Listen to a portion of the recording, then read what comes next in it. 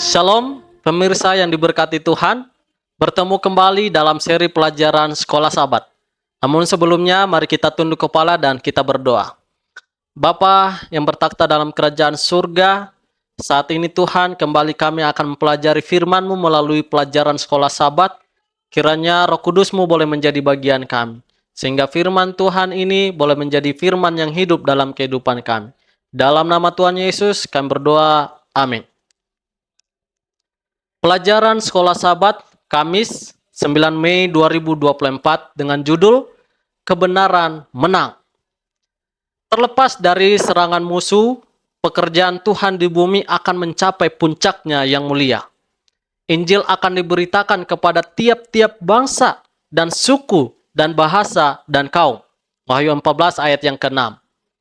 Pertentangan besar antara Kristus dan iblis akan berakhir dan pemenangnya adalah Kristus, yang sepenuhnya mengalahkan kuasa neraka. Saudara-saudaraku, kerajaan Allah akan menang atas kejahatan, dan dosa akan dimusnahkan selamanya dari alam semesta ini.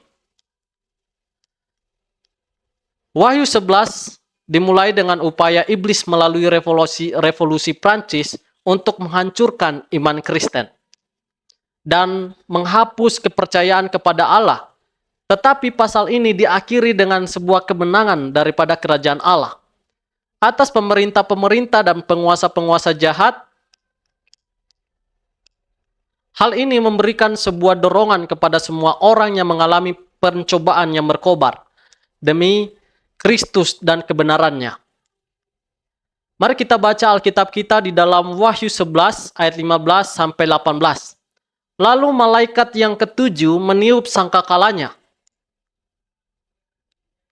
Dan terdengarlah suara nyaring di dalam sorga, katanya, pemerintahan atas dunia dipegang oleh Tuhan kita dan Dia yang diurapinya, dan Ia akan memerintah sebagai raja sampai selamanya.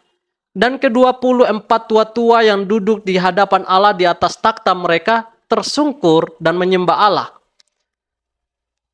sambil berkata, kami mengucap syukur kepadamu, ya Tuhan Allah yang Maha Kuasa, yang ada dan yang sudah ada, karena Engkau telah memangku kuasamu yang besar dan telah mulai memerintah sebagai raja, dan semua bangsa telah marah, tetapi amarahmu telah datang dan saat bagi orang-orang mati, dan untuk dihakimi, dan untuk memberi upah kepada hamba-hambamu, nabi-nabi dan orang-orang kudus, dan kepada mereka yang takut akan namamu, kepada orang-orang kecil dan orang-orang besar, dan untuk membinasakan barang siapa yang membinasakan bumi. Nah, menurut ayat-ayat ini, peristiwa-peristiwa apakah yang terjadi pada akhir zaman ketika sangkakala ketujuh berbunyi? Kerajaan-kerajaan dunia ini telah menjadi kerajaan Tuhan kita, dikatakan. Kristus telah menang, kejahatan telah dikalahkan, Yesus menang, dan pada akhirnya iblis dikalahkan. Kebenaran menang, kebenaran akhirnya memerintah. Sebaiknya kita memperhatikan instruksi berikut ini.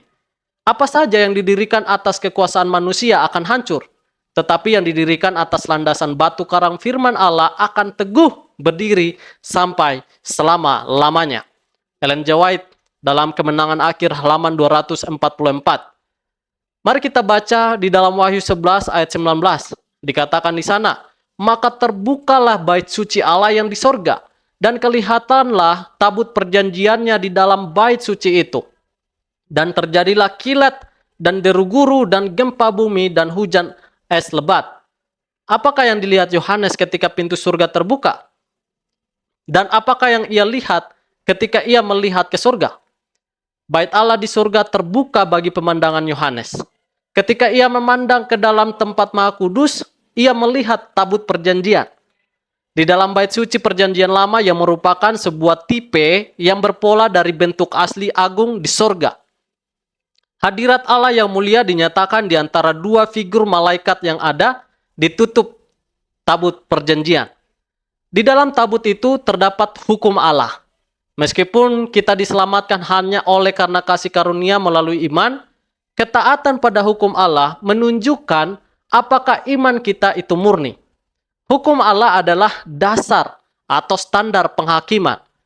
Kita bisa baca dalam Yakobus 2 ayat 12. Fakta ini menjadi sangat penting dan relevan di akhir zaman. Wahyu 2 ayat 17 dan Wahyu 14 ayat 12. Bagaimanakah kontras yang mencolok antara kefasikan revolusi Prancis dan klimaks kemuliaan yang digambarkan dalam Wahyu 11 berbicara kepada kita saat ini? Tuhan memberkati. Kita tunduk kepala dan kita berdoa.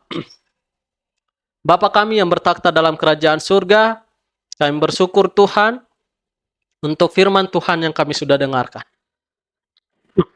Biarlah firman Tuhan yang kami dengarkan ini agar kami hidupkan dalam kehidupan kami. Berkatilah umat-umat Tuhan yang menonton melalui YouTube ini Tuhan.